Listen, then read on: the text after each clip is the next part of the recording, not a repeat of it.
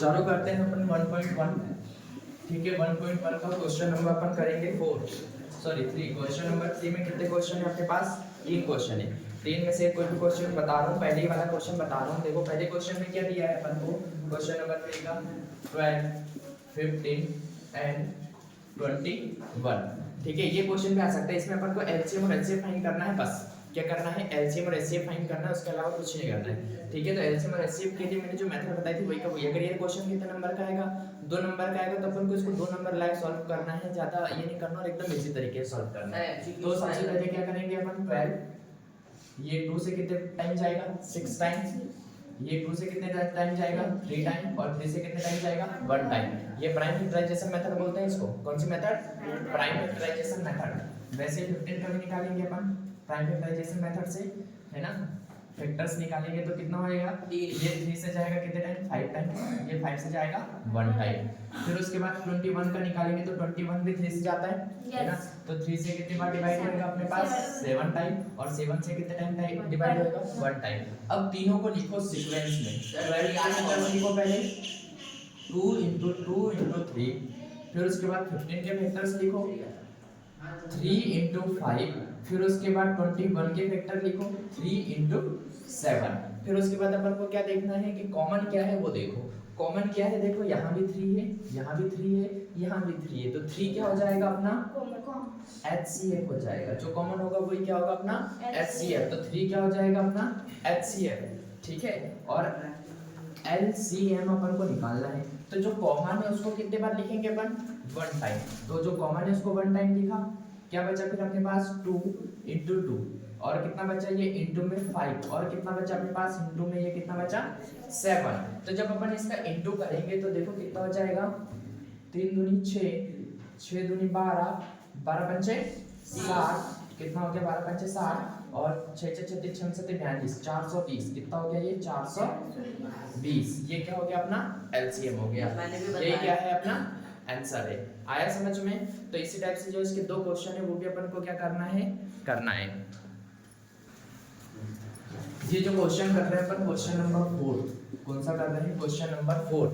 ये बहुत ज्यादा इंपॉर्टेंट है। तो जैसे पेपर में अपन को लिखना है क्वेश्चन नंबर 4 को, वैसे के वैसे अपन लिख रहे हैं। ठीक है, क्या है, बहुत इंपॉर्टेंट क्वेश्चन है, आईएमपी क्वेश्चन है ये, है ना। एक बार देख लेना, अगर 2025 में नहीं आया है तो 2026 में इसको डन समझो। ठीक है, तो ये क्वेश्चन बहुत इंपॉर्टेंट है, तो इसको करना चालू करते हैं। देखो अपने अपन को क्या दिया है, एलसीएम है ना, सॉरी एचसीएफ। सबसे पहले तो जो दिया है वो लिखो, दिया है क्योंकि अपन को एक एक नंबर चाहिए। तो दिया क्या क्या है अपन को, एचसीएफ दिया है, एचसीएफ। किसका एचसीएफ दिया है भैया अपन को, ये 306। और किसका 657 का क्या दिया है अपन को, एचसीएफ दिया है क्या, 9, है ना, मतलब कि 1/3। और फिर फाइंड, तो क्या करना है अपन को, यहाँ क्या करना है अपन को, ज्ञात करना है। क्या करना है, ज्ञात करना है। तो अपन को क्या ज्ञात करना है भाई, वो देखो क्या ज्ञात करना है।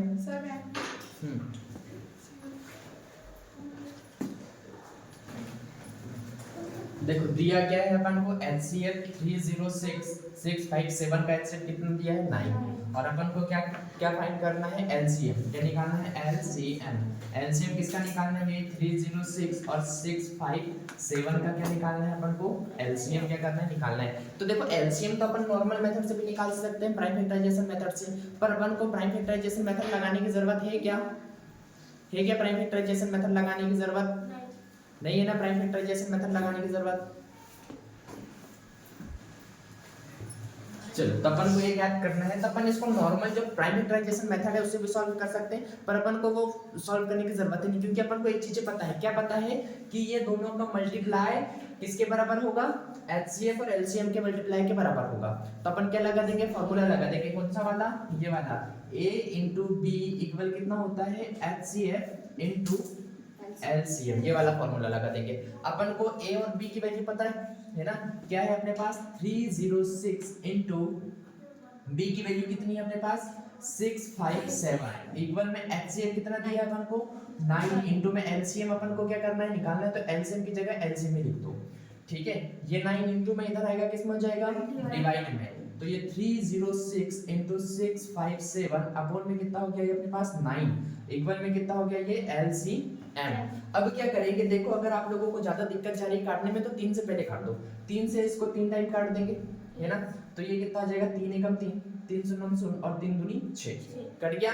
फिर 3 से ये कट जाएगा, 3 से ये भी कट जाएगा, दोनों काट सकते हैं पर तो इसको काटेंगे तो थोड़ा ज्यादा इजी रहेगा, ठीक है। 3 एकम 3, 3 3 9, फिर कितना बचा अपने पास 1 और 3 चौको 12, कितना हो गया अपने पास 3 4 इंटू 6 5 7 इक्वल कितना हो जाएगा LCM, हो गया इस टाइप से, है ना। और जब अपन इसका इनटू करेंगे, क्या करेंगे, इसका इनटू करेंगे तो अपना आंसर कितना आ जाएगा 22338 LCM। ये क्या हुआ अपना आंसर। ये क्वेश्चन 3 नंबर में आता है, कितने नंबर में आता है 3 नंबर में, और 3 नंबर के अकॉर्डिंग कितना भी करेंगे तो पूरा का पूरा सही है। नीचे लिख देना कि आता है एलसीएम अपना 22338 है, खत्म। आया समझ में। क्वेश्चन नंबर 6 कौन सा देखना अपन को, क्वेश्चन नंबर 5 है ना। तो क्वेश्चन नंबर 5 क्या बोल रहा है, जांच कीजिए कि यह किसी प्राकृत संख्या n के लिए 6 की पावर n अंक 0 पर समाप्त हो सकती है।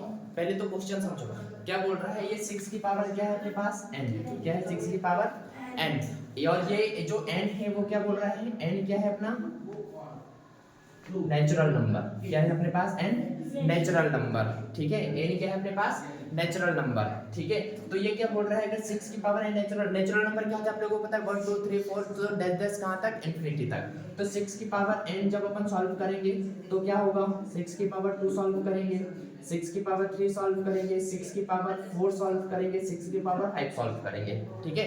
और ऐसे डैश सॉल्व करते रहेंगे। तो जब इसको सॉल्व करेंगे तो इसका आंसर 6 आएगा, इसका आंसर 36 आएगा, इसका आंसर भी लास्ट में 6 आएगा। इसको सॉल्व करेंगे तो इसका आंसर भी लास्ट में 6 आएगा, इसको सॉल्व करेंगे तो इसका भी आंसर लास्ट में क्या आएगा 6 ही आएगा। हर किसी का आंसर लास्ट में क्या आएगा 6 आएगा। पर ये पूछ रहा है अपन को कि क्या 6 की पावर n है, क्या है 6 की पावर अपने पास क्या है यहाँ पर n है, और n यहाँ का प्राकृत संख्या है, प्राकृत संख्या मींस नेचुरल नंबर है। तो क्या अपन ये जो इसको अपन लास्ट वाला अंक है वो क्या अपने पास क्या आ सकता है 6 नहीं 0 आ सकता है क्या, है ना। तो सबसे पहली चीज जैसे कि अपने पास ये क्या है 36 आया, तो लास्ट वाला नंबर 0 आ सकता है क्या कभी भी, वो अपन से क्या कर रहा है पूछ रहा है कि भाई लास्ट नंबर कभी 0 आ सकता है या नहीं आ सकता है। तो अपन को इसको प्रूफ कर रहा है कि भाई लास्ट नंबर 0 आएगा या नहीं आएगा।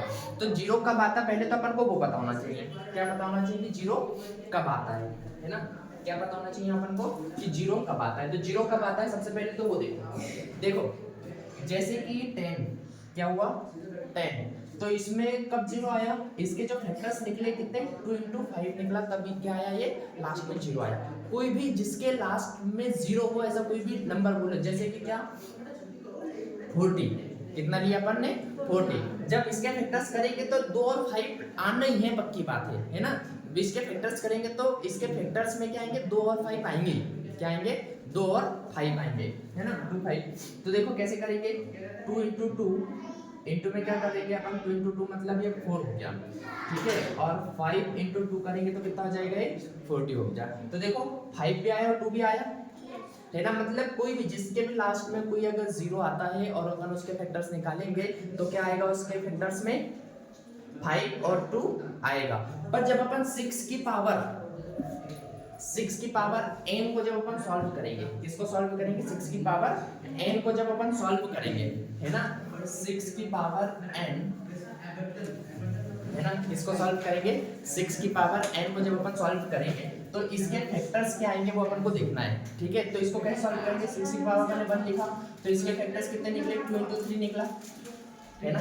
अगर 6 की पावर अपन 2 करते हैं तो इसके फैक्टर्स कितने निकलेंगे 2 into 3 और 2 into 3 निकले, है ना। 2 पावर है तो 2 बार अपन ने इसको लिख दिया।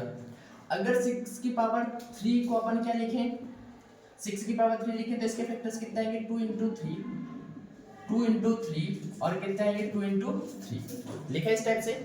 पर 5 आया क्या नहीं आया। एक और लिख लेते हैं 6 की पावर 4 तो ये कितना हो जाएगा 2 into 3 और 2 इंटू 3, ये 1 2 3 और कितना आ जाएगा 2 इंटू 3। इतने बार क्या 5 आया क्या, 5 और 2 साथ में आया क्या, और लास्ट में 0 कब आएगा, जब फैक्टर्स में क्या हो 5 और 2 दोनों के दोनों साथ में हो, तभी अपन क्या बोलेंगे कि ये इसके लास्ट में 0 आ सकता है। पर इसके 2 और 5 फैक्टर्स आ रहा है क्या, ओनली 2 आ रहा है, 5 आ रहा है क्या, नहीं आ रहा। क्या आ रहा है 5 नहीं आ रहा है, इसके गुणनखंड में 5 नहीं आ रहा है। तो अपन ऐसे डैश डैश डैश करेंगे और क्या करेंगे, जब 6 की पावर n करेंगे, क्या करेंगे 6 की पावर n करेंगे तो इसके फैक्टर्स कितने हो जाएंगे, 2 की पावर 3 की पावर कितना हो जाएगा, ये n हो जाएगा। तो अपन क्या बोलेंगे, अपन इसमें बोलेंगे इस टाइप से लिखेंगे अपन 6 की पावर n में लास्ट टर्म 0 नहीं आ सकता है ना, ऐसे लिखेंगे 6 की पावर n का लास्ट पद को क्या बोलेंगे, बुक में क्या बोला है ना, किसी प्राकृत संख्या n के लिए 6 की पावर n अंक 0 पर समाप्त हो सकता है। 6 की पावर n अंक 0 पर समाप्त नहीं हो सकता क्योंकि 6 की पावर n में 2 गुणनखंड तो आ रहे पर 5 इसका गुणनखंड नहीं है। ठीक है, तो ये क्या हो गया अपना आंसर, एकदम छोटा सा थोड़ा यूनिक सा। आया समझ में या नहीं आया? क्वेश्चन नंबर 6 में देखो, व्याख्या कीजिए कि 7 इंटू 11 इंटू 13 प्लस 13 और 7 into 6 into 5 into 13 into 3 into 2 into 1 plus 5 भाज्य संख्या क्यों है ना। अपन को ये दो संख्याएं दी और बोला है कि भाज्य संख्या क्यों है। तो भाज्य संख्या कौन सी होती है ना, भाज्य संख्या कौन सी होती है, जो 1 से डिवाइड हो, खुद से डिवाइड हो और अन्य अदर कोई भी संख्या से डिवाइड हो जाए, वो संख्या कौन सी कहलाती है, अपनी भाज्य संख्या कहलाती है। आ रहा समझ में या नहीं आ रहा, मतलब कंपोजिट नंबर 1 से सेल्फ से और अनदर कोई संख्या से अगर डिवाइड हो रही तो वो कौन सी संख्या कहलाती है, अपनी भाज्य संख्या। तो देखो अपन इसको क्या करेंगे, सॉल्व करेंगे। ये क्वेश्चन भी इंपॉर्टेंट है ना, क्या बोला मैंने, ये क्वेश्चन भी इंपॉर्टेंट है, तो इसको भी थोड़ा अच्छे से समझेंगे। तो देखो जांच कीजिए कि ये सॉरी व्याख्या कीजिए। तो अपन क्या करते हैं, ये लेट करेंगे, इसको माना, क्या किया अपन ने यहाँ माना, x बराबर क्या मान लिया अपन ने, ये 7 इंटू 11 इंटू 13 प्लस क्या ले लिया अपन ने 13, और ये दूसरा नंबर को क्या लेट कर दिया अपन ने y बराबर 7 into 6 into 5 into 4 into 3 into 2 into 1 और प्लस में कितना है अपने पास 5 है। इसको क्या करेंगे अपन सॉल्व करेंगे। देखो यहाँ पे 13 है, ये तो पूरा का पूरा एक नंबर है और यहाँ से यहाँ तक का एक नंबर है और ये अलग नंबर है। एक बात याद रखना, इंटू वाला एक ही नंबर कहलाता है, अदर टर्म नहीं कहलाता, एक ही पद है वो। ठीक है, तो देखो यहाँ भी 13 है, यहाँ भी 13 है, तो अपन ने 13 को क्या ले लिया, कॉमन ले लिया। तो अपने पास कितना बचा 7 इंटू 11 इंटू कितना बचा, ये 13 की जगह कितना बचा 1 और प्लस का कितना बचा ये 1, ब्रैकेट लगा दिया। फिर इसको सॉल्व करेंगे तो 13 जैसा का वैसी, ये 7 का इंटू 11 में करेंगे तो कितना आ जाएगा 77, 77 का 1 में इंटू करेंगे तो कितना होएगा 77 ही रहेगा, और प्लस में कितना है अपने पास ये 1, तो ये कितना हो जाएगा 3 इंटू कितना हो जाएगा 77 और 1 कितना हो जाएगा 78 हो गया इतना। अब देखो इसके फैक्टर्स क्या क्या हो जाएंगे, एक तो 1 है ही है, 13 भी है, ये एक ही नंबर है ना, इसका इंटू करेंगे तो एक ही नंबर होएगा, 13 भी है, 78 भी है और लास्ट में 8 है, मतलब 2 भी है।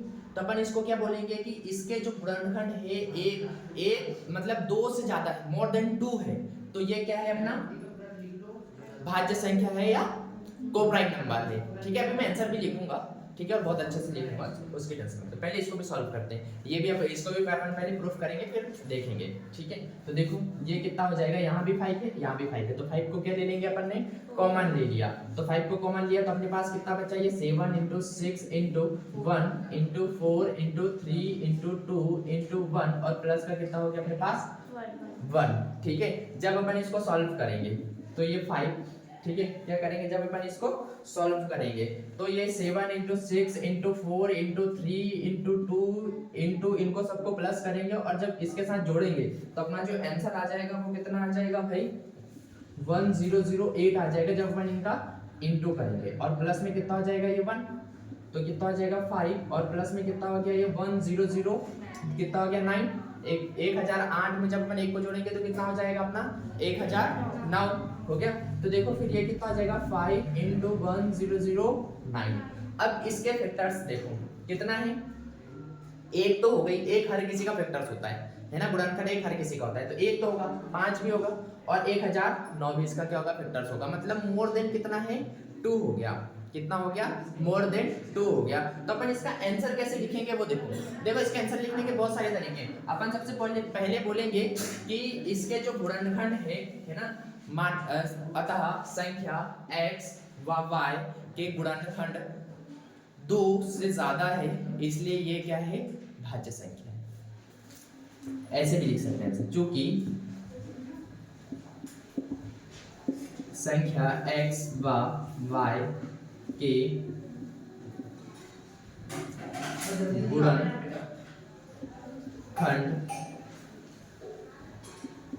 2 से ज्यादा है 2 से ज्यादा है ना, 2 से ज्यादा है इसलिए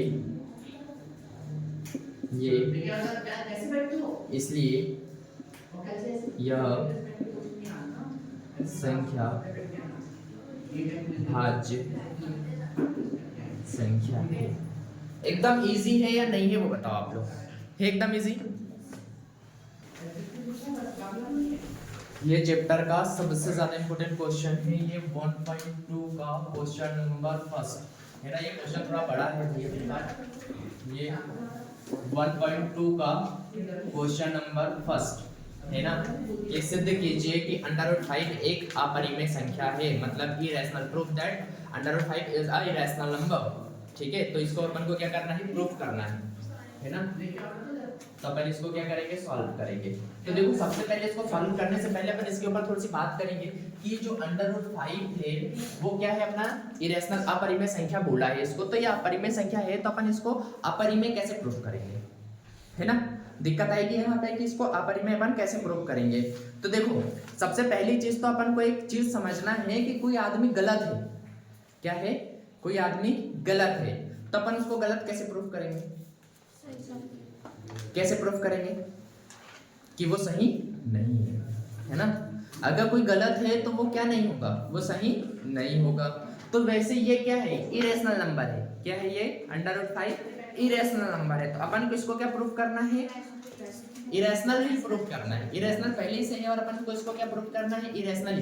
जैसे कि कोई आदमी गलत है और अपन को उसको गलत ही प्रूफ करना है तो अपन क्या प्रूफ कर देंगे कि ये सही नहीं है। वैसे ही अपन इसको क्या प्रूफ करेंगे कि ये परिमेय नहीं है ना। √5 क्या नहीं है परिमेय नहीं है। अगर परिमेय नहीं है तो वो क्या है अपरिमेय है। जैसे कि कोई आदमी अगर गलत है तो वो क्या नहीं होगा सही नहीं होगा। अगर सही है तो गलत नहीं होगा। पर अपन को तो क्या प्रूफ करना है गलत प्रूफ करना है, तो अपन क्या प्रूफ करेंगे कि सही नहीं है। ठीक है, तो अपन इसको क्या प्रूफ करेंगे कि ये परिमेय नहीं है। ठीक है, तो अपन इसको सबसे पहले क्या मानेंगे परिमेय संख्या मानेंगे। क्या मानेंगे इसको परिमेय संख्या मानेंगे। तो देखो हिंदी में लिख रहा हूँ मैं, इंग्लिश वाला तो मैं प्रोवाइड कर दूंगा आप लोगों को बहुत अच्छे से और बताते भी रहूंगा, तो आप लोग ट्रस्ट कर लेना। ठीक है, तो देखो क्या करेंगे अपन मान लेंगे, क्या करेंगे माना कि √5 एक परिमेय संख्या है। क्या मान लिया अपन ने √5 एक परिमेय संख्या है। और मैंने अभी बताया था जब अपन ने इसके पहले वाला जो क्लास ली थी अपनी उसमें मैंने बताया था कि परिमेय और अपरिमेय को बहुत अच्छे से बताया था मैंने। तो परिमेय संख्या क्या होती है जिनको अपन P/Q के रूप में लिखते हैं वो क्या होती है अपनी परिमेय संख्या होती है। तो देखो ये √5 बराबर अपन क्या कर देंगे P/Q लिख दिया अपन ने। क्या लिख दिया P/Q लिख दिया। और ये जो P और Q है P and Q सह अभाज्य संख्या है, मतलब को प्राइम नंबर है। ठीक है, P और Q क्या है को प्राइम नंबर है, मतलब सहभाज्य संख्या। सहभाज्य संख्या का मतलब मैंने अभी बताया था। क्या बताया था अभी नहीं, मतलब कल की क्लास में बताया था कि जो सहभाज्य संख्या होती है वो कौन सी होती है कि जिसमें कुछ भी कॉमन नहीं होता है। ठीक है, तो अपन यहाँ पर प्रूफ क्या करेंगे कि P और Q में कुछ कॉमन ला देंगे और बोल देंगे कि ये कॉमन है इसलिए ये क्या नहीं है ये परिमेय संख्या नहीं है। और अगर ये परिमेय संख्या नहीं है तो क्या है ये डबल में से है, सिंपल। तो अपन को यहाँ कुछ ना कुछ कॉमन लाना है, ठीक है। तो जो मैं स्टेप करूंगा सेम टू सेम वही स्टेप अपन को बार बार करनी है। बहुत सारे क्वेश्चन इसमें, सारे के सारे स्टेप थोड़ी सी तो याद करना पड़ेगा स्टेप बाय स्टेप। तो देखो नेक्स्ट स्टेप में अपन क्या करेंगे, दोनों तरफ क्या करेंगे, वर्ग करेंगे। क्या करेंगे, दोनों तरफ वर्ग करेंगे, दोनों ओर वर्ग करने पर, ठीक है। क्या करने पर, दोनों ओर वर्ग करने पर। तो कितना हो जाएगा ये √5 का square equal p square upon में कितना हो जाएगा ये q स्क्वायर। ये यहाँ से अंडर रूट कट गया, कितना बचा अपने पास 5 q स्क्वायर इक्वल में कितना बचा अपने पास p स्क्वायर। 5 किस में है, इनटू में इधर जाएगा, किस में हो जाएगा डिवाइड में। तो ये q स्क्वायर इक्वल कितना हो जाएगा p स्क्वायर अपॉन में कितना हो गया अपने पास ये 5। तो 5 क्या कर रहा है, p स्क्वायर को क्या कर रहा है, डिवाइड कर रहा है ना, मतलब विभाजित कर रहा है। तो अपन लिखेंगे 5 p स्क्वायर को विभाजित करता है। अतः जो 5 होगा p को भी विभाजित करेगा, ठीक है। ये अगर 5 p स्क्वायर को विभाजित करेगा तो 5 किसको विभाजित करेगा, डिवाइड करेगा, p को भी डिवाइड करेगा। मतलब क्या हो जाएगा, ये p अपॉन कितना हो जाएगा, ये 5 हो गया। p अपॉन कितना हो गया 5। इसके बराबर अपन मान लो क्या, n मान लो, क्या मान लो, n माना। ये क्या मान लिया अपन ने, n। ये देखो ये 5 इनटू में इधर जाएगा, किस में हो जाएगा, सॉरी डिवाइड में उधर जाएगा, किस में हो जाएगा मल्टीप्लाई में। तो p इक्वल कितना हो गया अपने पास 5n। कितना हो गया p इक्वल अपने पास कितना हो गया 5n। इसको दे दो इक्वेशन नंबर फर्स्ट। क्या दे दो इसको, इक्वेशन नंबर फर्स्ट। अब ये p का मान अपन कहां रख देंगे, समीकरण नंबर 1 में। कहां रख देंगे ये p का मान, समीकरण नंबर 1 में। तो लिखो समीकरण 1 में p का मान रखने पर। बहुत इंपॉर्टेंट क्वेश्चन है, एक एक स्टेप समझते जाओ, ठीक है। तो p का मान अपन कहां रख देंगे, समीकरण नंबर 1 में। तो ये √5 इक्वल कितना हो जाएगा p अपॉन q। तो ये √5 इक्वल p का मान कितना हो गया अपने पास 5n अपॉन में कितना हो गया ये q। क्या हो गया 5n अपॉन में कितना हो गया ये q। अपन इधर करेंगे तो फिर वीडियो में दिखेगा नहीं, ठीक है। इधर करते हैं, हो जाएगा उतने में, ठीक है। तो ये क्या हो गया, ये क्या आ गया अपने पास √5 इक्वल कितना हो गया अपने पास 5n अपॉन में कितना हो गया q। अब देखो यहाँ से सेम टू सेम अपन यहाँ तक आएंगे। अब सेम टू सेम यहाँ तक अपन ने जैसे किया वैसे का वैसे यहाँ तक आएंगे फिर, है ना। तो अपन को ज्यादा रटने की जरूरत नहीं पड़ेगी। यहाँ से यहाँ तक आ गया मतलब वो वाली स्टेप ऑटोमेटिकली बन जाएगा।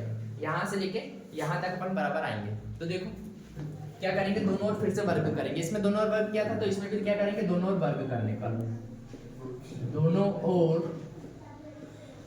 वर्ग करने पर। तो कितना हो जाएगा ये √5 का स्क्वायर बराबर 5 का स्क्वायर और ये कितना हो जाएगा ये q का स्क्वायर। जब अपन इसको सॉल्व करेंगे तो इससे क्या हो जाएगा, कैंसिल हो जाएगा। इधर कितना बचा अपने पास 5 बराबर 5 का स्क्वायर कितना हुआ 25 और ये क्या हो गया n स्क्वायर अपॉन में कितना हो गया अपने पास ये q स्क्वायर। ये q स्क्वायर किस में है, डिवाइड में है ना। तो इधर आएगा किस में हो जाएगा, ये मल्टीप्लाई में हो जाएगा, सॉरी इनटू, हाँ मल्टीप्लाई में हो जाएगा। तो ये 5 इनटू में कितना हो जाएगा ये q स्क्वायर बराबर कितना हो गया 25 n स्क्वायर। 25 किस में है, इनटू में इधर आएगा किस में हो जाएगा डिवाइड में। तो कितना हो जाएगा 5 q स्क्वायर अपॉन में कितना हो जाएगा ये 25 इक्वल में कितना बचा ये n स्क्वायर। कितना बचा अपने पास n स्क्वायर। ये देखो 5 से कितने टाइम कट जाएगा, 5 टाइम कट गया, है ना। तो यहाँ कितना हो गया अपने पास q स्क्वायर अपॉन में कितना हो गया 5 इक्वल में कितना हो गया अपने पास n स्क्वायर, ठीक है। मतलब देखो ये वाली कंडीशन और ये वाली कंडीशन सेम टू सेम आ गई। यहाँ पर क्या कर रहा था 5 किसको डिवाइड कर रहा था p स्क्वायर को। यहाँ पर क्या कर रहा है 5 किसको डिवाइड कर रहा है q स्क्वायर को डिवाइड कर रहा है, ठीक है। तो अपन यहाँ पर क्या लिखेंगे, लिखेंगे सेम 5 q स्क्वायर को विभाजित करता है, अतः 5q को भी विभाजित करेगा। लिख दिया, किसको विभाजित करेगा q को विभाजित करेगा। तो अपने पास क्या हो जाएगा, जो q को भी क्या करेगा 5 विभाजित करेगा। तो इसके बराबर क्या मान लो अपन, क्या मान लिया अपन ने m। क्या मान लिया इसके बराबर अपन ने m। तो ये 5 किस में डिवाइड में हो जाएगा, किस में हो जाएगा मल्टीप्लाई में। तो q इक्वल कितना हो गया अपने पास 5m। कितना हो गया q इक्वल अपने पास कितना हो गया 5m। यहाँ p बराबर कितना हो गया 5n, यहाँ q बराबर कितना हो गया अपने पास 5n। तो देखो अपन क्या करेंगे, समीकरण 1 में क्या करेंगे, यहाँ से लिखता हूँ भाई मैं, है ना, अपना इधर इसके बाद यहाँ से लिखता हूँ।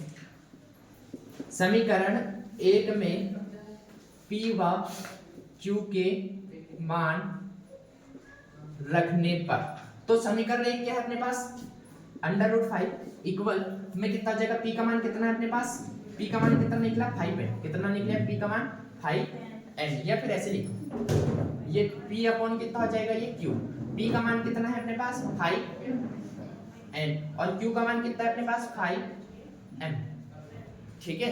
और अपन ने क्या बोला था, P और Q को क्या माना था अपन ने, सहभाज्य संख्या, क्या माना था, सहभाज्य संख्या। और सहभाज्य संख्या का मतलब एक के अलावा कुछ कॉमन नहीं होना चाहिए, पर ये P में 5 दिख रहा है और Q में भी क्या दिख रहा है 5 दिख रहा है, मतलब क्या कॉमन आ गया अपने पास, 5 कॉमन आ गया, क्या कॉमन आ गया अपने पास, 5 कॉमन आ गया। तो अपन क्या बोलेंगे, अपन यहाँ लिखेंगे कि हमारी जो अवधारणा थी, हमने जो माना था कि अंडर रूट ये जो P और Q क्या थे, सहभाज्य संख्या थे, है ना, ये तो सहभाज्य संख्या नहीं है, P और Q क्या कौन सी संख्या नहीं है, सहभाज्य संख्या नहीं है। तो हमने जो माना था, क्या माना था कि √5 क्या है, परिमेय संख्या है, तो √5 हमारी अवधारणा क्या होती है, गलत होती है, जो हमने माना था वो हमारी अवधारणा क्या होती है, गलत होती है, अतः √5 क्या है, अपरिमेय संख्या। तो अपन क्या लिखेंगे, अपन यहाँ लिखेंगे अतः P एंड Q में 5, P और Q का, ऐसा लिखो P और Q का एक गुणनखंड 5 आ रहा है, अतः P और Q सहभाज्य, इधर लिख देते हैं, तो अगर दिख नहीं रहा तो अपन थोड़ा सा इधर लिख देते हैं, है ना, इधर लिख देते हैं, इधर लिख देते हैं, इधर तो दिख रहा होगा, यहाँ पर लिख देते हैं, क्या यहाँ पर अपना क्या आया, √5 बराबर कितना आया अपने पास, P अपॉन Q इक्वल कितना आ गया 5n अपॉन में कितना हो गया अपने पास 5n, ठीक है।